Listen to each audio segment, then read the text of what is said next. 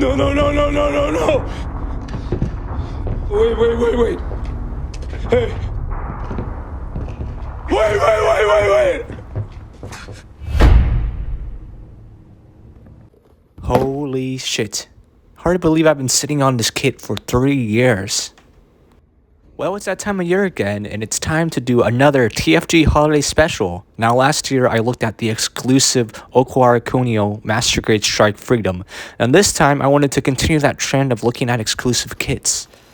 In this episode, we are looking at the P-Bandai Astray Blue Frame 2nd L.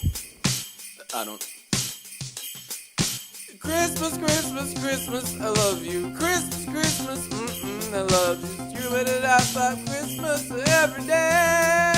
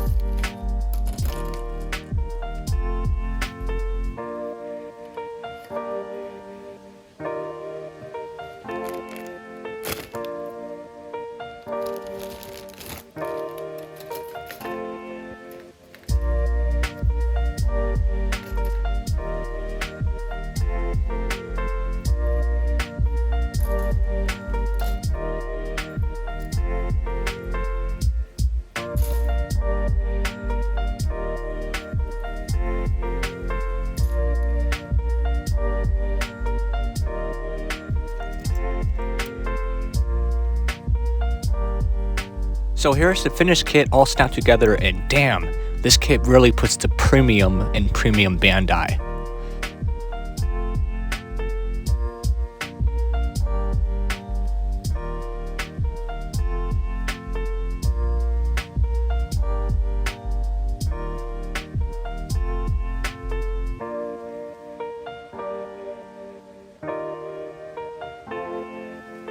This kit is so shiny it would look perfect on a Christmas tree.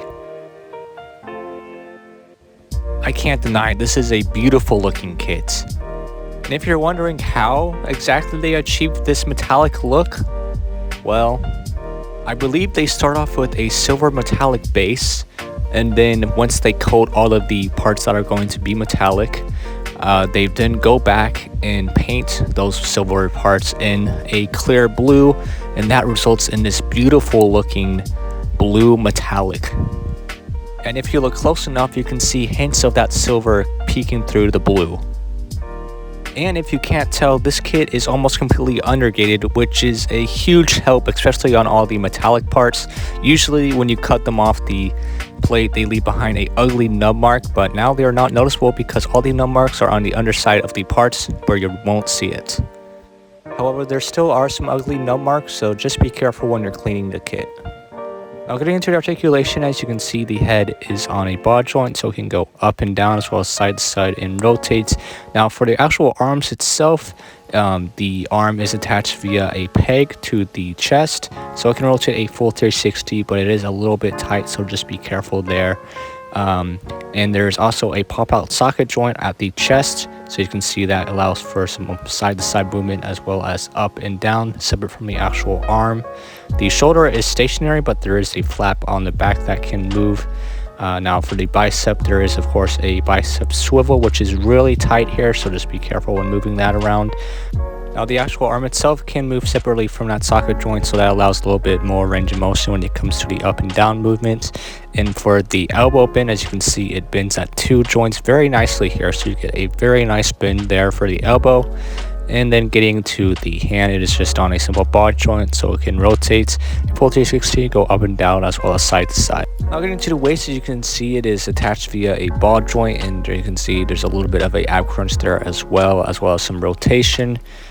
The front skirts are stationary, so they do not move, and the side skirts are attached via a ball joint, but as you can see on mine, they are very loose and they do pop off easily, so be careful with that.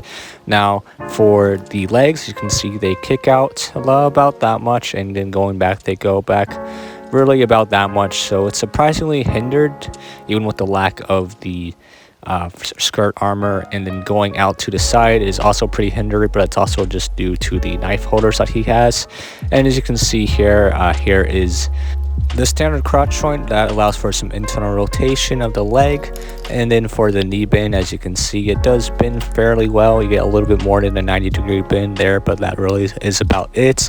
And there is some rotation at the actual thigh separate from the hip joint, so as you can see that there. And then getting down to the feet, it is just a simple ball joint, so you get some up and down as well as some side to side and some rotation, but as you can see, it is a bit hindered due to that ankle armor.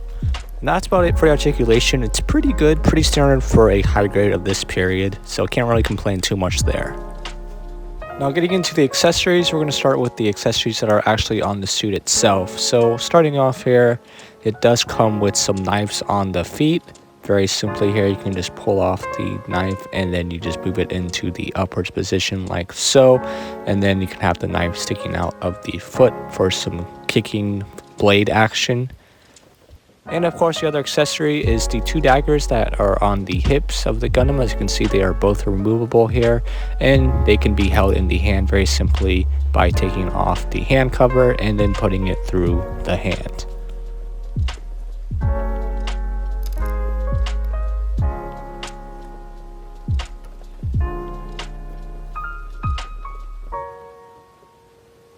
Now the final accessory that this kit does come with, besides of course the backpack, are two open hands here. As you can see, they're very nicely detailed, and you can plug them into the arm very simply by just unplugging the fist and then just plugging in the open hands like so.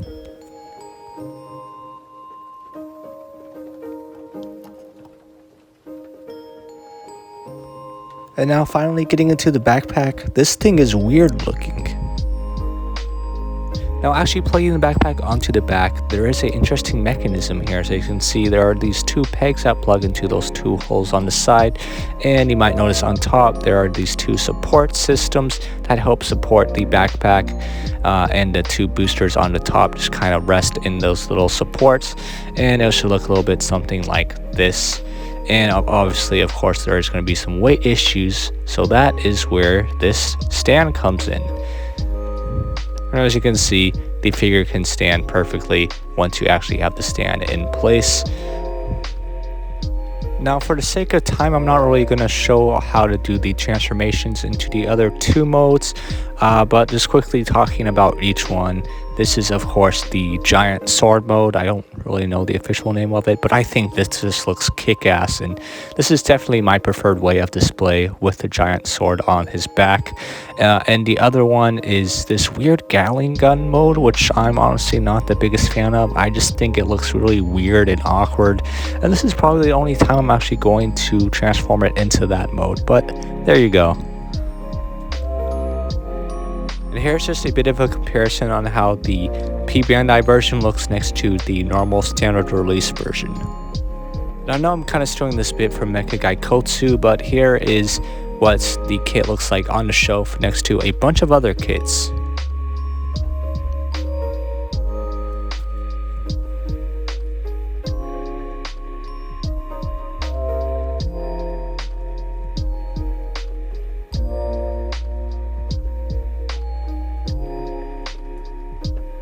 Now very quickly getting to my final thoughts, starting off first with the aesthetics, I absolutely love how this kit turned out. The metallic coating that they used is really well done, and I really do love how the blue looks, and the fact that this kit is mostly undergated really helps make this kit look that much better. The cleanup is very easy, and there's very minimal to no dump marks at all. So for looks, this kit definitely gets a 10 out of 10 for me. Now for some issues that I do have with this kit, I really don't have too many problems with it. You would think that the metallic coating would cause some issues, but really there's not really too much wrong going on with this kit. But there are some issues that I have with some joints being too tight, and then other issues with joints being loose. One loose joint in particular being the side skirts. They do like to pop off really easily on my kits, and oddly enough, that's only an issue with this version of the kit, the P-Bandai version.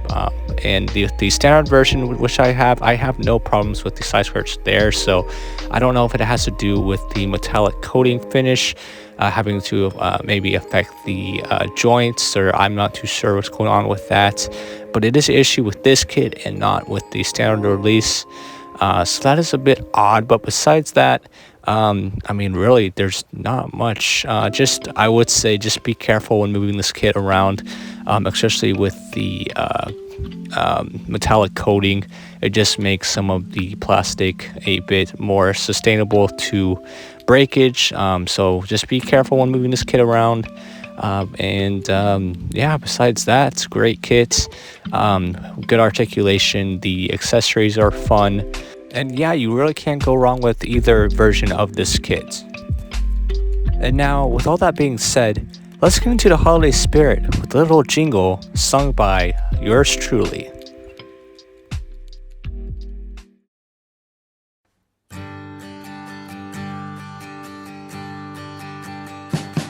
We wish you at the Transformer Gundam Christmas. We wish you at the Transformer Gundam Christmas. We wish you at the Transformer Gundam Christmas and a happy damn year.